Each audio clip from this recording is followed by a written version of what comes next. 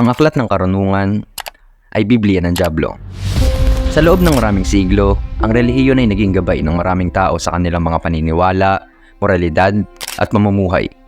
Maraming bagay ang itinuturing na sagrado at may mga gawain na mahigpit na ipinagbabawal, lalo na ang anumang bagay na may kaugnayan sa Diablo o kasamaan. Ngunit sa kabila ng mga mahigpit na kautusan at paniniwala, isang kakaibang pangyayari ang naganap at tila nagsasalungat sa mga prinsipyong ito. Isang alagad ng Diyos, isang monghe na nangangako ng kabutihan at kabanalan, ang siyang lumikha ng tinaguriang Devil's Bible o Codex Gigas, ang pinakamalaking medieval na manuskrito na kilala sa kasaysayan.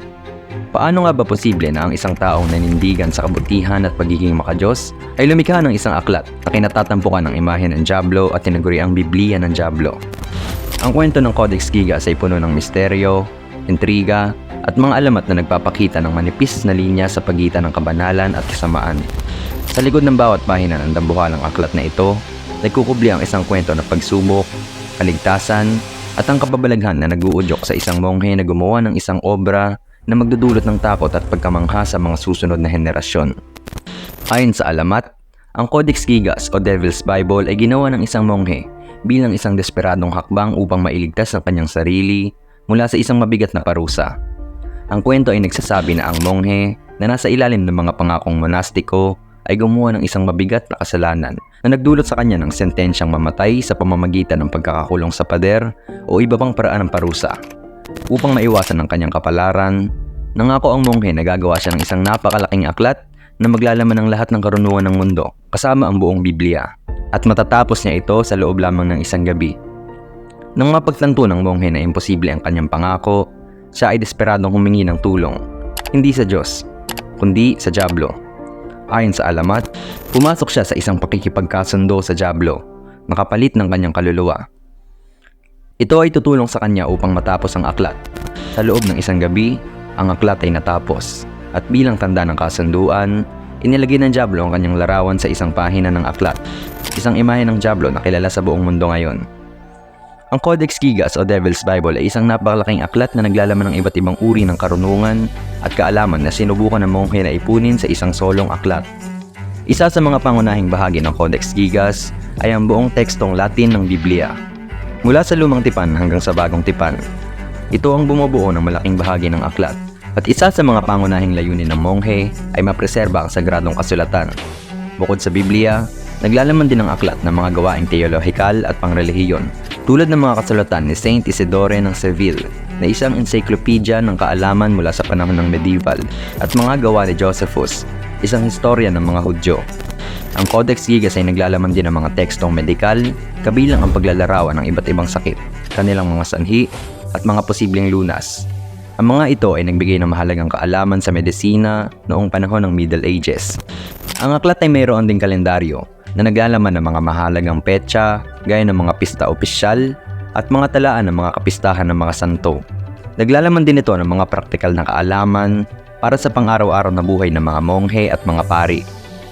Bagaman hindi ito ang pangunahing laman ng aklat, may mga bahagi rin ng Codex Gigas na tumutukoy sa mga aral ng alchemy at astrolohiya, na noong panahong iyon ay tinuturing na mahalagang aspeto ng karunungan sa mundo. Sa ilalim ng pangamba ng isang mabigat na parusa, maaaring nakita ng monghe ang pagsulat ng aklat bilang isang paraan upang mapatawad ng kanyang kasalanan at mailigtas ang kanyang kaluluwa, sa pamamagitan ng pag-aalay ng isang aklat na naglalaman ng lahat ng kaalaman at sagradong kasulatan. Umaasa siyang makatanggap ng pagpapatawad at grasya. Pero sa kabila ng banal nitong laman, mga karunungang makakatulong sa buong mundo at mabuting intensyon ng monghe, tinawag pa din itong Devil's Bible, hindi lamang dahil sa di umano'y kasunduan niya sa Diablo, kung hindi dahil sa natatanging laman ng malaking aklat na ito.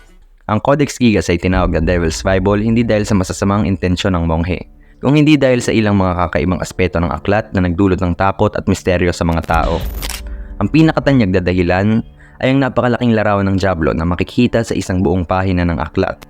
Ang imahe ay kakaibang detalyado at nakakatakot na hindi karaniwan sa mga relihiyosong manuskrito. Dahil sa laki at pangingibabaw ng imahe, nagdulot ito ng labis na takot at pagkamangha sa mga nakakakita dito, kaya't naiugnay ang aklat sa Diablo. Ayon sa alamat, ang monghe na gumawa ng Codex Gigas ay humingi ng tulong sa Diablo upang matapos ang aklat sa isang gabi. Bilang bahagi ng kasunduan, nilagay ng Diablo ang kanyang imahe sa loob ng aklat bilang tanda ng kanilang paktong kontrata. Ang Codex Gigas ay nakaligtas sa pagkawasak at sa kabila ng kontrobersyal na imahe ng Diablo sa loob nito, hindi ito pinasira ng simbahan. Ang Codex Gigas ay hindi lamang isang aklat na naglalaman ng imahe ng Diablo.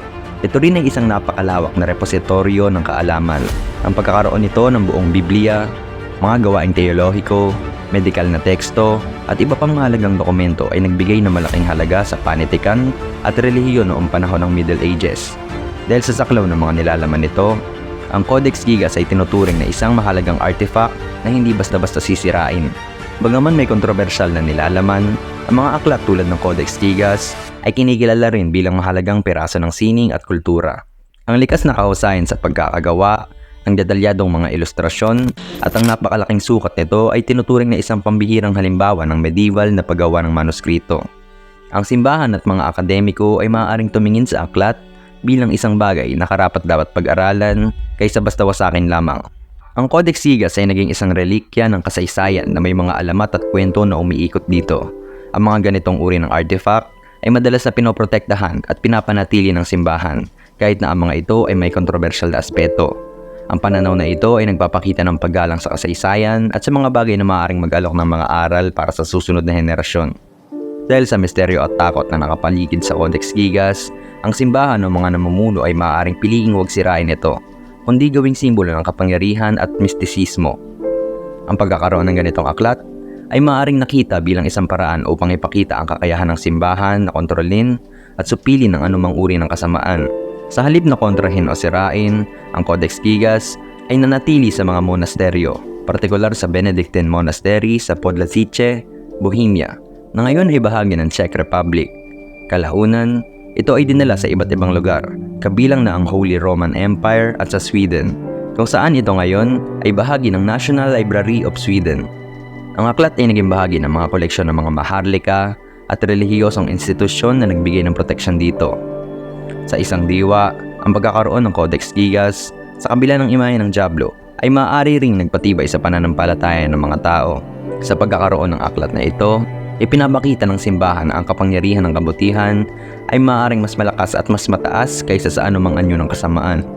Ang Codex Gigas ay isang natatanging aklat na sa kabila ng kontrobersyal na nilalaman ay kinikilala bilang isang mahalagang bahagi ng kasaysayan, relihiyon at kultura. Sa halip na sirain, pinili ng simbahan at iba pang mga institusyon na panatilihin at protektahan ito. Binibigyang diin ang kahalagahan ng kaalaman at ang masalimuot na relasyon ng tao sa kabutihan at kasamaan.